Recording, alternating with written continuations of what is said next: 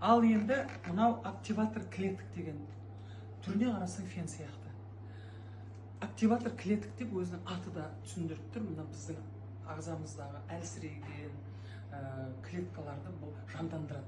Қысайсыз бауырға, бүйрекке.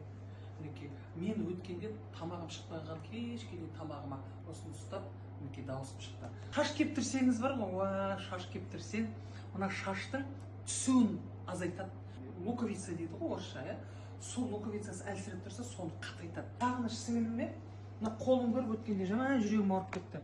Мына авариядан кейін мына қолына 24-ші жылы сол жаз кезінде машинамен аварияға түстім. Енді қолыма операция жасады, ем алу керек. Соған Жеңіс апайымыз осы жерге алып келіп, кеше бір-ақ күн алдым.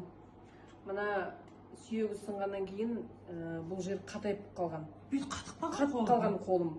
Енді кеше ғана алдым, жан кіргендей болды. Бұл енді үйдегі физиотерапия ғой. Терагерцевая волна бар мына ішінде. Сүйекке, мынау сіңірлерге терең кіргендіктен, мына қатайған сіңірлердің жаңағы клеткаларын жібітіп, тірілтіп, мінекей уже қосылып. Кеше мұздай тұғын қолым. Иә, бүгін жылыптыр. Оны біз былай қан барғаны көрініп тұр да. Былай жасаймыз. Мынаны бүйтіп, осыған жасаймыз, Бара бермейміз ғой, больницаға уақытымыз жоқ. Енді осы жерге келіп, осындай енді алуға ниет етіп отырмын. Мен бұны алып алдым. Ангинаң көтеріліп кетсе, алып тастайды. Мынау мойныма, мынау фарингит деген бәле бар менде. Осыны кешке дейін. Сосын құлақ шаншып, тоңып, домашний доктор. Мына бронхыға мыңда бір ем. Құдайдың рахаты бірінші Алла, екінші болса қыздарға мыңда бір алғыс.